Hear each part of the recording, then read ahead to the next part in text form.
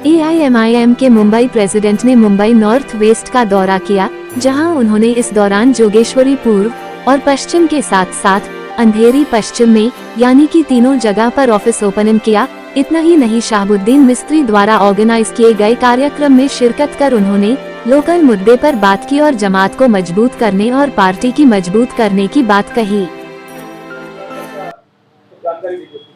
आज अल्हम्दुलिल्लाह हमारे ऑफिस की ओपनिंग हुई है। जैसे कि आप लोगों को पता है, मुंबई अध्यक्ष एमआईएम पार्टी ने चेंज किया है। अब हमारे नए मुंबई अध्यक्ष हाजी फारूक साहब साहब है। अब इनकी मुंबई के अध्यक्षता में हमने ऑफिस को एक री ओपनिंग किया है और इसके बाद हमने कार्यकर्ता सम्मेलन रखा है, क्योंकि ये पहली बार आए हैं हमारे एरिया में, तो हमारे फर्ज बनता है कि इनको लोगों से जुड़ा के दें। तो इंशाल्लाह अभी आपके साथ बात होने के बाद हम लोग सब लोग जो हमारा पुलिस चौकी है बीट नंबर 3, वहाँ पर इंशाल्लाह प्रोग्राम होने वाला है।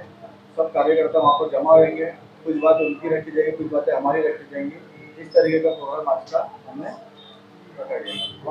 मुद्दे है जिससे आप बात करेंगे? मुद्दे तो वही है हर जगह का, जहाँ जहाँ स्लम है ऐसा का मुद्दा आजकल यहाँ पर बहुत ज़्यादा ही हॉट टॉपिक बन के रहा है। क्योंकि यहाँ पर जिस तरह का धारावी में अडानी आया है, उस तरह यहाँ पे लोगों को धमकाया जा रहा है कि यहाँ पे पिरामल आ गया है। पिरामल आया है कि नहीं वो भी अभी तक कोई कंफर्मेशन नहीं है। सारे ने अपने कैंप को यहाँ पर बिठा दिया है, मगर बिल्डर कौन है? सारे को यहाँ पर बोला गया कि डॉक्यूमेंट लोगों के चेक करो, पात्र अपात्र चेक करो, मगर बिल्डर कौन है? कौन पात्र करेगा, कौन अपात्र करेगा? अभी तो इसका कुछ ये नहीं है। तो उसके बारे में हम कुछ बातें वहाँ पर लोगों के सामने रखने वाले हैं। और कब तक कहेंगे? आज बड़ा खुशी का दिन है माशाल्लाह। यहाँ अंधेरी वेस्ट तालुका में वो एरिया है जो गली जिसको बोलते हैं, वहाँ पर ऑल इंडिया मजलिस इत्तेहाद मुस्लिमीन की ऑफिस पहले भी थी। आज मैं मेरे आने के बाद शहाबुद्दीन भाई मोहब्बत है, उन्होंने वापस से मेरी ओपनिंग की है।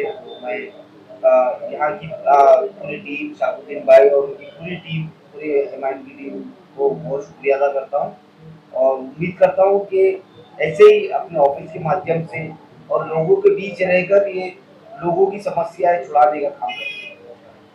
आपको मस्जिद की ताकत कदम होने वाले आपको मजलिस का देखिए एजेंडा हर तरफ एक ही है कि मजलिस माइनॉरिटीज की, गरीबों की, पिछड़ों की, दबे हुए लोगों की, जो एक किस्म से इस सरकार ने जिनको लावारिस बना दिया है, उनकी आवाज़ बनने का हमारा एजेंडा है। तो मजलिस का हर एक कार्यकर्ता, हर एक सिपाही, हर पोस्ट होल्डर यही काम करेगा कि वो जो ऐसे दबे कुचले लोग हैं जिनको ये हाई मतलब बड़ी पार्टी वाले सता रहे हैं या डरा धमका के अपने काम करवा रहे हैं, तो उनकी आवाज़ बनकर और उनके लिए लड़े।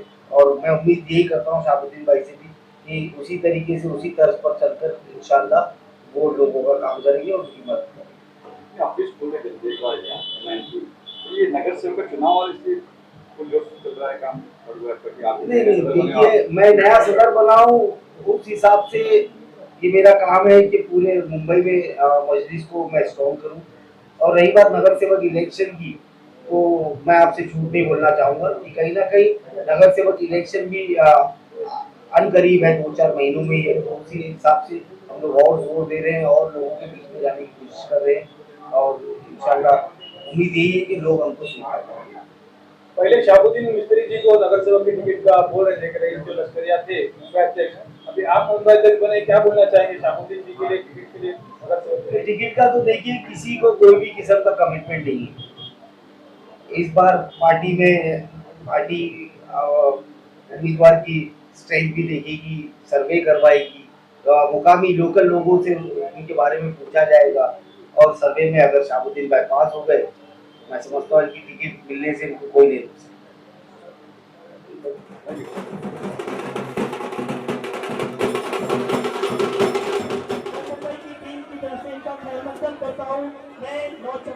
माँ बहन उन सबका भी मैं यहाँ इस्तेमाल करता हूँ, उनका शुक्रिया अदा करता हूँ कि मेरे बुलाने पर आप लोग यहाँ पर आए हैं। पार्टी से आपकी मोहब्बत, मेरे लिए मोहब्बत यहाँ नजर आ रही है, इसका मैं आपको दिल से शुक्रिया। बिस्मिल्लाहिर्रहमानिर्रहीम।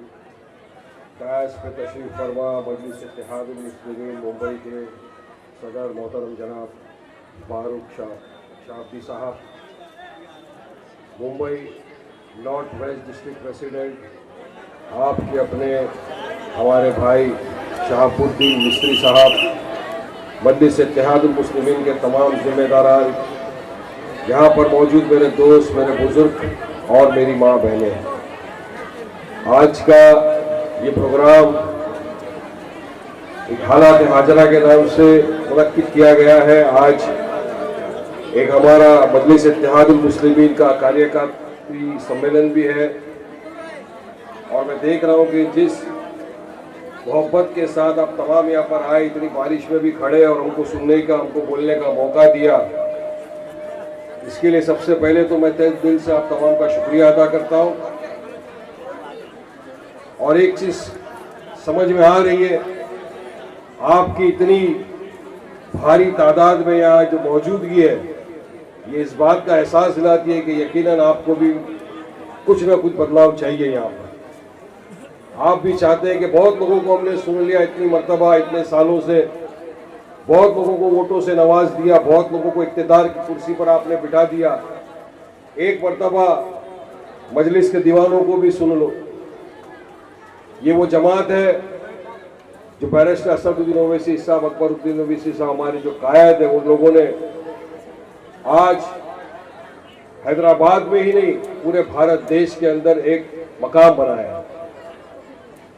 जिस तरह आपको पता है कि चुनिंदा कुछ वक्त में मुंबई में, महाराष्ट्र में कॉरपोरेशन का चुनाव आने वाले हैं, मतलब बहुत अनकरीब है। तो सुप्रीम कोर्ट ने कहा 6 महीने में मुंबई का जो म्यूनसिपल कॉरपोरेशन का चुनाव है और महाराष्ट्र के अंदर जो मुख्तलिफ जगहों के ऊपर चुनाव होने हैं उसको कंप्लीट करना है, यानी अक्टूबर, नवंबर या दिसंबर मैक्सिमम चुनाव होगा। और इसके पहले जो चुनाव आया था 2017 में, 17 से अब तक 8 साल हो गए, यहाँ पर चुनाव हुआ नहीं है।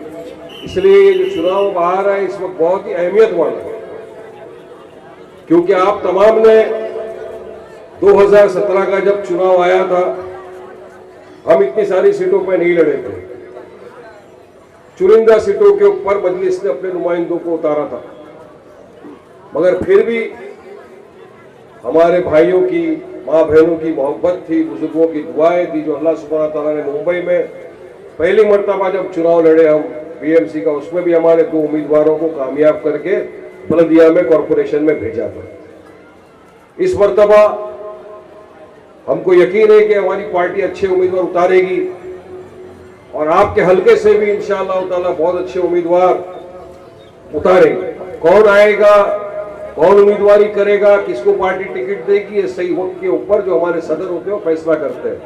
मगर इंशाअल्लाह ताला आप ही के बीच में से, आप ही के अपने लाडले जो होंगे, जो काम करने में मानते होंगे, जिसको आप बोलेंगे उसको इंशाअल्लाह ताला मजलिस इत्तेहादुल मुस्लिमीन यहाँ से चुनाव में उतारेंगे।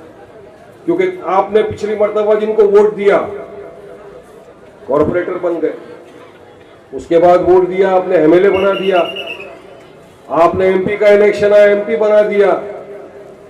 लेकिन यकीन के साथ मैं बोल सकता हूं कि जितने लोगों को भी आपने इख्तिदार पे बिठाया,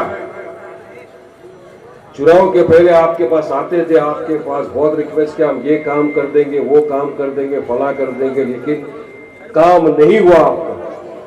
मैं शहाबुद्दीन भाई से बात कर रहा था, उन्होंने बताया वारिस भाई इतने सारे यहाँ पे मसले हैं, जैसा भी उन्होंने बताया स्लम का इशू है, ऐसे बहुत सारे मसले यहाँ पर है, रोड का मसला है, गटर नाली का मसला है, ये तमाम मसले मसाइल जो इस एरिया के हैं वो आप लोग लेकर गए, जिसको आपने नुमाइंदा चुना उसके पास, मगर आपको बोला गया जाओ कर देंगे, लेकिन कहीं दिखा नहीं कि आपका कोई काम हुआ।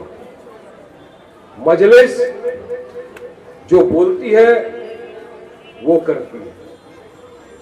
हम लोग सिर्फ बोल बचनबाजी में नहीं मानते, अपनी मुंबई की भाषा में बात कर रहा हूँ, काम करने में मानते। हमारा स्लोगन और वर्क इज अवर आइडेंटिटी से जाना जाता है।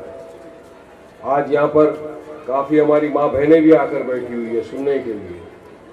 मैं उनसे भी पूछूंगा कि आप जिन लोगों को वोट देते हुए आए, जिनको आपने इख्तियार पे बिठाया, क्या उन लोगों ने आपको कोई अच्छी सड़क दी क्या? आज भी यह गली में घुसने के पहले आपको पूरी ट्रैफिक का सामना करना पड़ता है। आज भी आपके बच्चे जब स्कूल में जाते हैं, बारिश का थोड़े छींटे गिर जाते हैं तो कीचड़ों में से जाना पड़ता है। अगर ये चाहते तो आपका काम कर सकते थे, क्योंकि जेब से पैसा नहीं लगता है, फंड मिलता है। बीएमसी में फंड दिया जाता है कॉर्पोरेटर को कि आप इसको इस्तेमाल करो, यूज करो, लोगों की सेफ्टी के लिए, लोगों की फैसिलिटी के लिए। मगर नहीं हुआ फंड यूज।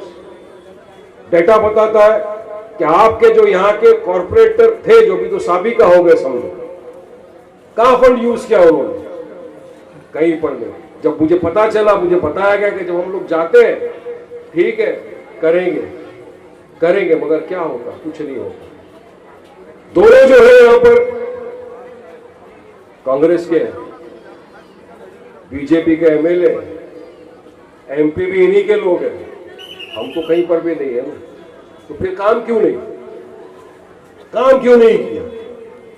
ये सवाल आपके ऊपर मैं छोड़ता हूं, क्योंकि इस चुनाव में जब आपके पास आएंगे, अभी बहुत जल्दी आने वाले, अभी काम पे लग गए। हमारे आने के पहले भी यहाँ पर बहुत सारी चर्चा हो रही थी। मुझे शाम को 5 बजे से फोन आ रहा था, अरे वारिस भाई आपको वहां पे आने वाले हैं क्या? बोला आने वाले हैं बिल्कुल। क्या बोलेंगे आप? बोला वही पब्लिक जो चाहती है वही बोलेंगे, पब्लिक को पता है क्या बोलने वालों में। फिर आप कुछ ऐसा नहीं बोलना जिससे कुछ ये हो जाए। बोला भाई देखो, ऐसा ही मेरे पे बहुत सारे केस है, मैं ऐसा कुछ नहीं बोलूंगा जिससे और एक दो केस बढ़ जाए, मगर इतना बोल के जरूर जाऊंगा मेरी माँ बहनों को, इस मर्तबा आप उसी को वोट देना, इस मर्तबा उसी का साथ देना जो आपके बीच में रहकर आपका काम करने में यकीन मानता, जो आपका काम करने में मानता हो, जो आप आधी रात को जिसको बुलाए तो आधी रात को आपके लिए दौड़ा चला है। अल्हम्दुलिल्लाह मजलिस के सिपाही दौड़ के जाते हैं, उनका काम करके आते हैं हम लोग। ये कुव्वत अल्लाह ने हमारे अंदर डाली है। अब तो आपके बीच में ऑफिस भी है, किसी का भी कोई काम हो, कुछ भी रीत से, जैसा शाह भाई ने बताया आधार कार्ड, वोटर कार्ड, ये सब तो बन ही रहे, ये तो नॉर्मल काम है। उसके अलावा अगर किसी को कोई परेशान कर रहा है, कोई खड्डे हैं रस्तों में, कोई तकलीफ हो रही है, कोई धमका रहा है, तब भी आकर आप बोलिए हमारी ऑफिस के अंदर। अल्हम्दुलिल्लाह सबसे पहले तो लीगल से बात करते हैं, और लीगल बात नहीं मान जाता है, नहीं तो अपने को आता है कैसी बात करनी है। हम लोग को सब इससे एक्सपर्ट है। अभी चुनाव के वक्त जब ये लोग आपके पास आएंगे तो उनको पूछना कि हम लोग ने पूरे देश में देखा, जब ट्रिपल तलाक के ऊपर बात आई ये सब खामोश थे। जब हमारी बहनों का हिजाब छीना जा रहा था, ये भाजपा द्वारा जब बोला जा रहा था कि तुमको हिजाब पहनकर कॉलेज में, स्कूल में हमारी बहनों को दाखिल नहीं किया जाएगा, पढ़ने नहीं दिया जाएगा, ये जब वक्त आया था, आप लोग कहां थे? काम तो कोई भी कॉर्पोरेट आके करेगा, लेकिन ये भी मुद्दे कोई ने आवाज नहीं उठाया। इनको सवाल करना, जब हमारी वक्त की जमीन मोदी सरकार एक काला कानून लाकर हड़प करना चाह रही थी, हमारे जो यतीमों का, हमारे मजलूमों का जिस पर अधिकार है, जो हमारे बुजुर्गों ने सवाब की नीयत से दिया है, जब उस जमीन को बीजेपी की सरकार हड़प कर अपने उद्योगपति दोस्तों को देना चाह रही थी, उस वक्त ये जो सेक्युलर पार्टी के नेता जिनको आपने चुनकर बल्दिया में भेजा है, वो कहां थे उस वक्त? क्या हमारा आपका ये फराइज नहीं बनता है कि हमारे बुजुर्गों की जो जमीन है, जो उन्होंने सवाब की नीयत से हमारे यतीमों को बेवाओं के नाम पे दिए, उसकी रक्षा करना, उसका प्रोटेक्शन करना हमारी जवाबदारी है, क्योंकि ये जमीन अल्लाह की अमानत है। जब इसके ऊपर कानून बन गया, काला कानून, यकीन मानिए सबसे पहले अगर आवाज किसी ने बुलंद की इस काले कानून के खिलाफ, तो कोई और नहीं, मेरे आपका कायद बैरिस्टर असदुद्दीन ओवैसी साहब है। वो थे जिन्होंने पार्लियामेंट के अंदर आपने देखा कितनी बहादुरी के साथ, बेबाकी के साथ इस काले कानून को फाड़ के फेंक दिया। ये होता है जिगर, ये होता है हिम्मत, क्योंकि जिस चीज से हमारे मजलूमों का, यतीमों का अधिकार छीन जाएगा, हम लोग कभी किसी कीमत में बर्दाश्त नहीं करेंगे। ये हक की आवाज है मजलिस आपकी, आपको हक के साथ जाना चाहिए। आज मॉब लिंचिंग के नाम पे आप देखिए, सिर्फ शक की बुनियाद पे कि कोई इसका गोश्त लेकर जा रहा था, उसको पकड़ा जाता है रास्ते पे, उसको मार दिया जाता है। JSR का नारा लगा, नहीं बोलता उसको कुछ गुंडे आके मार देते हैं। ट्रेन के अंदर अगर दाढ़ी वाला टोपी वाला कोई दिख गया, हमारा चाचा, हमारा दोस्त भाई, उसको पकड़ के मारा जाता है, ट्रेन से फेंक दिया जाता है। सब खामोश रहते, कोई इस मानव पीढ़ी के खिलाफ आवाज नहीं उठाता। अगर आवाज कोई उठाता है, यकीन मानिए वारिस पठानिया खड़े रह के झूठ नहीं बोल रहा। आप तमाम के पास मोबाइल है, तमाम के पास सोशल मीडिया के अंदर आप सब एक्टिव है, तमाम के घर में टीवी है, सबके घर में न्यूज़पेपर आता है, पढ़ के देख लो, मोबाइल खोल के देख लो। अगर वाकई में कोई हर तरफ आवाज उठाता है तो कोई और नहीं, आपका मेरा कायद बैरिस्टर सदुद्दीन ओवैसी आवाज उठाता है। हर शोबे पर जहां जुल्म हो रहा है, जहां अत्याचार हो रहा है मुसलमानों पे, जहां मुसलमानों के हक छीने जा रहे हैं, तो हर रीत से अगर एक पार्टी ऐसी है जो आपके साथ खड़े रहती है, आपके हक बयानी करती है, आपके साथ कांधे से कांधा मिलाकर लड़ती है, बीजेपी की आंखों में आकर डाल के उन्हें सवाल करती है, तो क्या आपका हमारा फर्ज नहीं बनता कि हम ऐसे पार्टी को मजबूत करें? क्या हमारा आपका फर्ज नहीं बनता कि हम ऐसे पार्टी के कांधे को मजबूत करें ताकि हमको हक मिले? मुझे कोई नेता बनने का शौक नहीं, अल्लाह सुब्हान तआला ने मेरे माँ बहनों की दुआ से मुझे बहुत काम, बहुत इज्जत दिया है। हम तो चाहते हैं कि आपके यहां से भी ऐसे नेता आए, ऐसी बेबाक आवाज आए, जो कॉरपोरेशन में जब जाए तो रिक्वेस्ट नहीं करे, हक की बात करे और हक से फंड लाए, हक से आपका काम करके दे। इस तरह के लोगों को कॉरपोरेशन में भेजना चाहिए। मगर यह कब होगा? आप साथ देंगे, आपको साथ देना होगा, आपको अपने जहन में सोचना होगा कि हम लोगों ने इतने बरस, इतने साल, इतने लोगों को आजमा लिया, इतनी मुख्तलिफ सियासत पार्टियों को हमने वोट दे देकर जिता दिया, काम नहीं हुआ, हमारी तरफ से कोई आवाज नहीं उठाता। अरे आवाज तो छोड़ो, जब मुसलमानों की बात आ जाती है तो मैं आपको बताना चाहूंगा, अभी हाल की बात, 18 साल तक जेल में थे, 18 साल। एक इंसान की जिंदगी में बहुत अहम मायना रखता है। बच्चा 2 साल का था, 20 साल का हो गया, बेटियां 5 साल की हो गई, 25 साल तक की चली गई। बूढ़े माँ बाप जो थे ज़ईफ, कितनों के माँ बाप इंतकाल कर गए, सिर्फ इसी आस में कि हमारा भाई, हमारा बेटा हमारे घर जल्दी आएगा। मगर 18 साल केस चला। 18 साल केस चलने के बाद जब मुंबई की हाई कोर्ट ने उनको बाइज्जत बरी कर दिया, ये कहा कि उनका जो बयान था, कन्फेशन था, वो भी टॉर्चर के जरिए लिया गया था, जोर जबरदस्ती से लिया गया था, उसकी भी अहमियत नहीं दिखाई इनको। बाइज्जत जब ये 12 मुसलमान बेगुनाह बेकसूर लोगों को छोड़ दिया, बाहर आए, सबने स्वागत किया, अल्लाह का शुक्र किया, हम सब उनके साथ खड़े हुए। महाराष्ट्र की सरकार तो आप जानते हो बीजेपी की है, और बीजेपी तो एकदम कट्टरवाद है, एकदम एंटी मुस्लिम।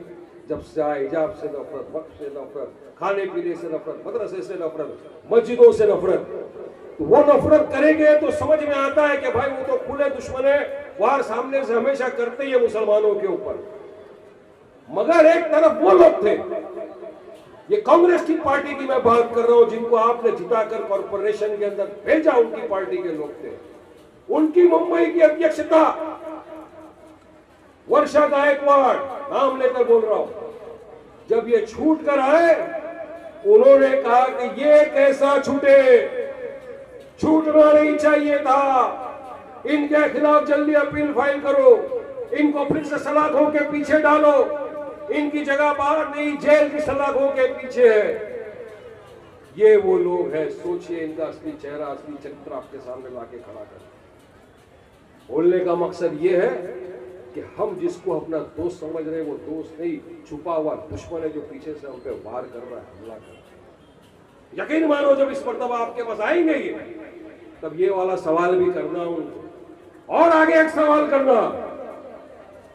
उसके 12 दिन बाद एक और जजमेंट आया, जिसमें मालेगांव का जो बम धमाका हुआ था, जिसमें 7 आरोपी जेल में बंद थे, हिंदू संगठन से लोग थे।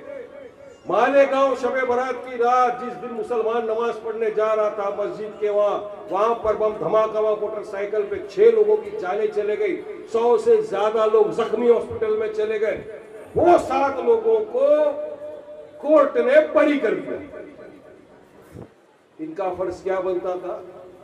जिस तरह तुम मुसलमानों के खिलाफ गए, जिस तरह तुमने कहा कि इनकी बेल कैंसिल करो, इनको जेल में डालो, अब तुम्हारी जुबान क्यों बंद हो गई जब ये 7 लोग बरी हो? नहीं बोलते ये उनके खिलाफ कुछ, नहीं चाहते कि वो जेल में जाए, क्योंकि कैसे चाहेंगे? मानसिकता एक ही है, सिर्फ सियासत में अलग है, बाकी दिल, जिगर, गुर्दा, फेफसा एक ही है लोगों का। याद रखो मेरी इस बात को, मैं हवा में नहीं बोल रहा हूं। जो भी चीजें रिकॉर्ड पर है आपके सामने, आप गूगल उठा के चेक कर सकते हैं, डेटा है, चेक कर सकते हैं कि किस तरह से इनका दोगलापन पूरा आज देश देख रहा है। और ये आपके बीच में आएंगे आपकी मदद करने, ये क्या इससे आप उम्मीद रखेंगे? कल को खुदा ना खास्ता आपके साथ, अल्लाह नहीं करे, कुछ होगा तो वे आपके साथ नहीं खड़े रहेंगे, ये चले जाएंगे वहां और हम पे इल्जाम लगाएंगे बी टीम, डी टीम, ए टीम। अरे भाई, ऐसे लेके जेड टीम बोलते हमको कोई फर्क नहीं पड़ने वाला है जिंदगी में। तमाम ने देखा अभी जो एमएलए का इलेक्शन आया था, क्या हुआ था? सब एक थे, महाविकास आघाड़ी, मगर आपस में एक दूसरे के सामने खड़े हो गए। हमको बी टीम बोलते बोलते खुद एक दूसरे को A team, B team, Z team बोलने लग गए। इन्हीं के साथ वाला साथी का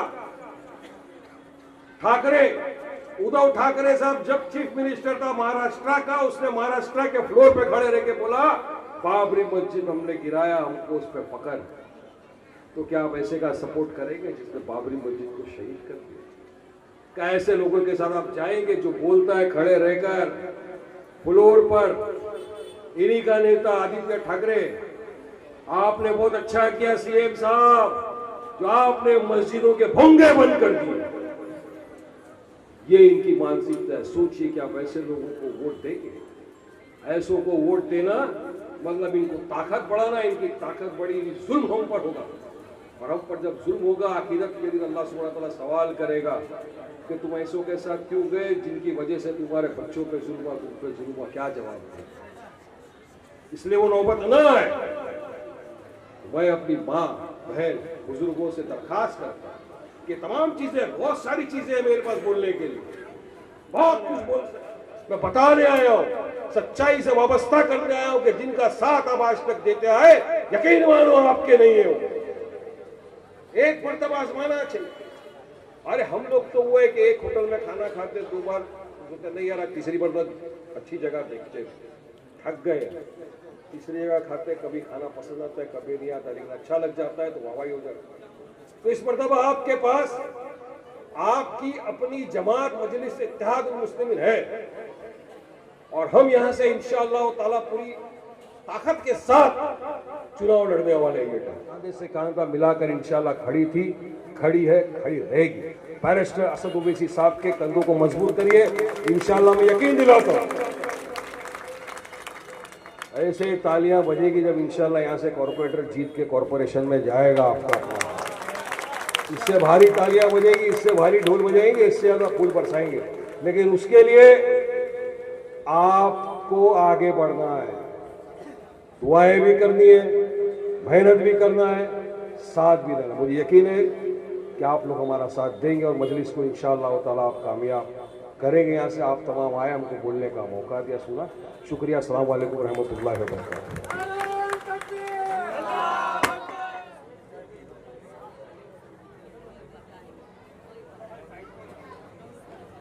अस्सलाम वालेकुम वरहमतुल्लाहि वबरकातुहू। आज यहाँ जू गली में माशाल्लाह ऑल इंडिया मजलिस इत्तेहादुल मुस्लिमीन पार्टी की जो ऑफिस की रीओपनिंग की गई है, उसके मौके पर यहाँ हमारे डिस्ट्रिक्ट प्रेसिडेंट शाहबुद्दीन मिस्त्री साहब स्टेज पर बैठे, हमारे पार्टी के नेशनल स्पोक्स पर्सन वारिस पठान साहब, मजलिस के तमाम अहदेदार, नज़ीर भाई, जाकिर भाई, आसिफ भाई, असलम भाई, जीशान भाई, असरार भाई, अदनान भाई, इस प्रोग्राम को कामयाब करने का जो सबसे बड़ा क्रेडिट जाता है वो मैं समझता हूँ मेरी माँ बहनों का है। आप लोग का तहे दिल से शुक्रिया। उम्मीद करता हूँ कि ऐसे ही आप लोग मजलिस की आवाज़ पर हम जब भी बुलाएंगे आप लोग ऐसे ही बड़ी तादाद में हाजिर रहेंगे और इंशाल्लाह जमात का काम करेंगे। हॉल में भी लेडीज है, शाहबुद्दीन में बता रहे, अच्छा है वो बाहर नहीं है, नहीं तो और बड़ा मजमा दिखता था। शाहबुद्दीन भाई सारी होम मिनिस्टर जमात के साथ है और होम मिनिस्टर जो बोलेगी घर का मर्द वो ठुकरा नहीं सकता फरमान इंशाअल्लाह। तो मेरी माँ बहनों ने मन बना लिया इस बार जू गली में पतंग उड़ेगी इंशाअल्लाह। मैं जब यहाँ आया तो मुझे शाहबुद्दीन भाई ने बताया कि यहाँ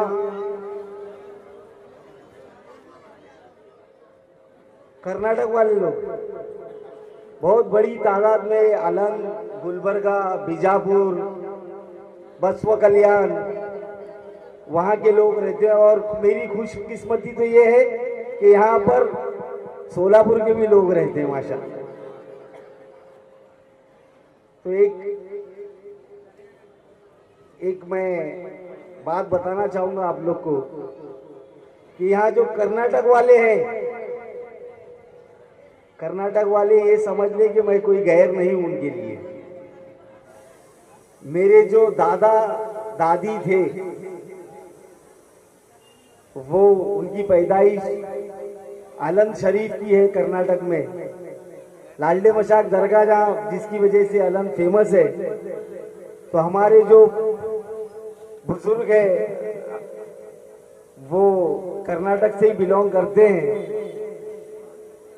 तो मैं उस नाते से आपसे कुछ मांगूंगा नहीं, मैं उस नाते से अपना हक समझता हूं और वो हक के नाते से आप लोग को मेरा साथ देना पड़ेगा इंशाअल्लाह। और उम्मीद करता हूं आप लोग मेरा साथ देंगे। और सोलापुर वालों को तो बोलने की जरूरत ही नहीं है, फेमस है हमारा सोलापुर। सोलापुर में एक कहावत है 0235। सोलापुर वाला जो है उसको मालूम रहेगा मैं क्या बोल रहा हूँ। 0235 बोले तो क्या हाथ उठाता शायद सोलापुर वाले आप। 0235 का टोटल फिगर अंडा आता है 0। तो किसी को अगर हमको 0 करने का है तो हम लोग वहां इशारे में बोलते हैं इसका 0235 कर दो करके। तो अभी आप लोग को देखने के बाद ये यकीन से मैं बोल सकता हूं कि यहाँ पर जमात के सामने जो भी लड़ेगा वो तो 0235 हो ही गया इंशाअल्लाह। अल्लाह का शुक्र है ये कुकर की आवाज बंद हुई,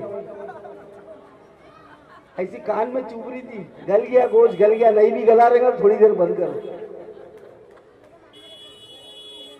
अभी आते हैं थोड़ी मुकामी बात। जो नगर सेवक इलेक्शन हुआ था 2017 में, वहां पर अगर एमआईएम को पूरे बंबई में सबसे ज्यादा वोट अगर किसी वार्ड से मिले थे तो वो है ये जू गली का वार्ड नंबर 66। 7400 कुछ चिल्लर वोट मिले थे। 8 साल बाद ही सही आज मौका मिला है मेरे को आप लोग का शुक्रिया अदा करने का, क्योंकि आप लोग ने जो मोहब्बत से भर भर के मजलिस को वोट दिए थे, आप लोग का फिर से एक बार बहुत बहुत शुक्रिया। लेकिन मैं वापस से शुक्रिया अदा करना चाहता हूं आप लोग का। वो शुक्रिया अधूरा रह गया था, हमारी कुछ कमियां रह गई थी। अरे वापस कुकर बज रहा है यार, इस बार आपके सामने आता है। आप लोग गए बार से बहुत ज्यादा प्यार, बहुत ज्यादा वोट हमारे उम्मीदवार को नवाजेंगे, क्योंकि वारिस भाई ने अभी बता दिया आपको कि मजलिस का साथ क्यों देना चाहिए, मजलिस को वोट क्यों करना चाहिए। मैं वो तमाम चीजों को दोहराना नहीं चाहता। आप लोग समझदार है माशाअल्लाह। आज सोशल मीडिया का जमाना है, हर किसी के मोबाइल में तमाम सच्ची झूठी अच्छी बुरी पिछले 20 साल से, मैं किसी का नाम लेकर उनको बड़ा नहीं करना चाहता, लेकिन क्या मिला 20 साल से आपको? 20 साल एक बहुत लंबा अरसा होता है। जो बच्चा पैदा हुआ रहेगा, जो पहली बार नगर सेवक बना था, आज वो बालिग हो गया है, लेकिन बदले में हमारी मां बहनों को क्या मिला? आज मैं ये जानता हूं कि आज हमारी मां बहनें दूसरों के घर का बर्तन झाड़ू पोता करने जाती है। कौन खुश है ये काम करके? किसको अच्छी जिंदगी नहीं चाहिए, लेकिन मजबूरी है इसलिए आप लोग जाते हैं। कौन चाहेगा अपने छोटे छोटे बच्चों को घर में छोड़कर दूसरों के घरों में काम करने जाए? आज पूरा जू गली और ये डोंगर इलाका जो है वो नशे के उसमें लिप्त है। आज इतने नौजवान बच्चे खासकर इस एरिया के नशा कर रहे हैं। अरे आप लोग नशा खुद नहीं कर रहे हो, आप लोग अपनी जिंदगी के साथ साथ अपने माँ बाप की, अपने घर की जिंदगी खराब कर रहे हो। ये उतना, लेकिन उसके लिए आपको, आपके लिए हमदर्दी रखने वाले को जिता के लाना पड़ेगा, आपके हक की आवाज उठाने वाले को जिता के लाना पड़ेगा, आपका अपना कौन है वो समझना पड़ेगा। लेकिन इलेक्शन के टाइम क्या होता है, ये दलाल लोग आते हैं अलग अलग पार्टी के और हिसाब बताते हम लोगों को डर बताते हैं कि अगर आपने एमआईएम को वोट किए तो यहाँ पर अमित साटम के लोग जीत जाएंगे, यहाँ पर कांग्रेस जीत जाएगी, यहाँ पर ये जीत जाएगा। इस बार अगर आप लोग के पास, मैं मेरी माँ बहनों को बोल रहा हूँ, इस बार आप लोगों के पास वो दलाल अगर आए, चप्पल निकाल के मुंह सूजे तक मारना उसको, मारेंगे ना इंशाल्लाह। मेरे को अफसोस होता है, अफसोस। एक आदमी ना दिन देख रहा है, ना रात देख रहा है, ना अपनी जिंदगी की परवाह कर रहा है।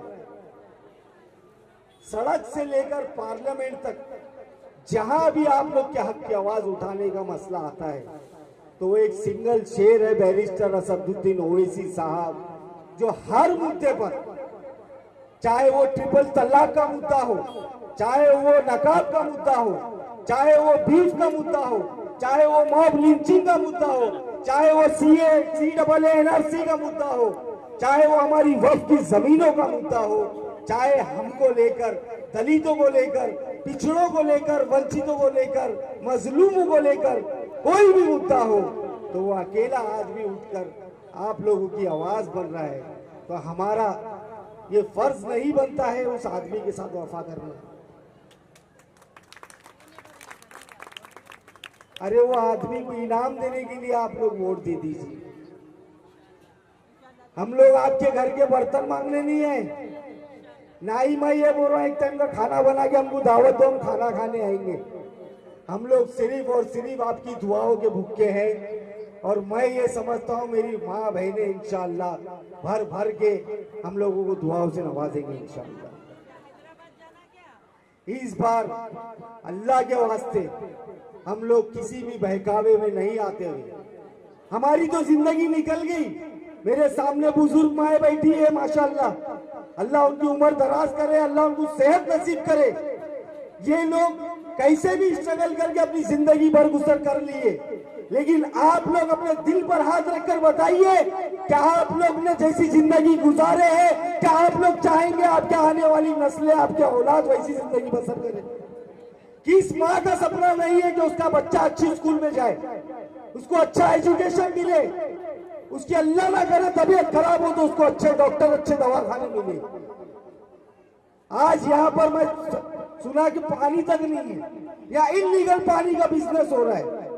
यहाँ पर अल्लाह ना करे कभी कुछ होता है तो एम्बुलेंस अंदर आने के लिए जगह नहीं है, इलीगल पार्किंग का मसला है यहाँ पर। यहाँ मेरे गरीब भाई बुजुर्ग जो हॉकिंग का काम करते हैं, जो रस्तों पर दुकान लगाते हैं, आज उन लोग के साथ नाइंसाफी की जाती है, जितना वो लोग कमाते नहीं है, रोज म्युनिसिपालिटी और ये पुलिस उनसे फाइन वसूल करती है। तो कहाँ है आप लोग ने जिसको वोट दिए, कहाँ है वो लोग? कौन उठाएगा ये सवाल?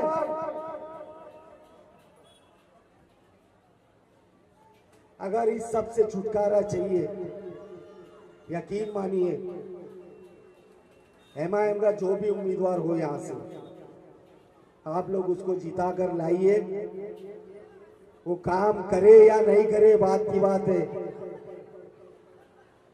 यहाँ मेरे कर्नाटक सोलापुर वाले भी बहुत है।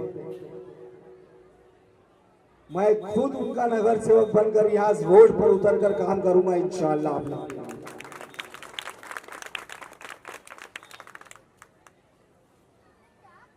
आज मेरी तबीयत भी थोड़ी नासाज है, जरा गला भी खराब है, नहीं तो और ज्यादा बोला होता मैं। बहरहाल मैं आपसे यही गुजारिश करता हूं, और मेरा फोकस आज माँ बहनों पे ही है। हम लोग जो भी सभा करते हैं आदमी मिलते लाखों की तादाद में, ये हमारी माँ बहनें नहीं मिलती।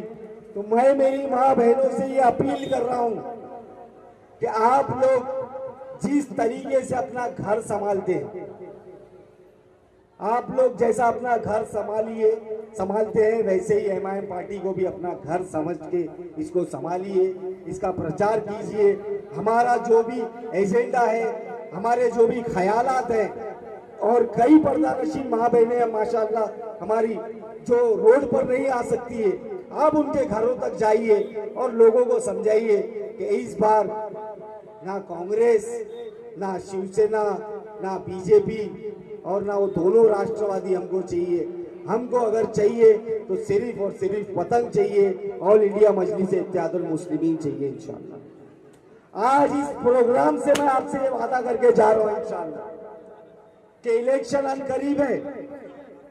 जैसे ही इलेक्शन लगता है मैं पूरी कोशिश करूंगा कि आपके बीच असद ओवैसी साहब, अकबर ओवैसी साहब और इम्तियाज जलील साहब को लेकर आऊं और उनका यहाँ पर स्टेज प्रोग्राम रखूं। आप लोग यहाँ पर आए, मैं आप लोग का तहे दिल से शुक्रिया अदा करता हूँ। मेरा नाम फारूक शाब्दी है, और ये मैं मेरी माँ बहनों को बोल रहा हूँ, मेरा नाम फारूक शाब्दी है।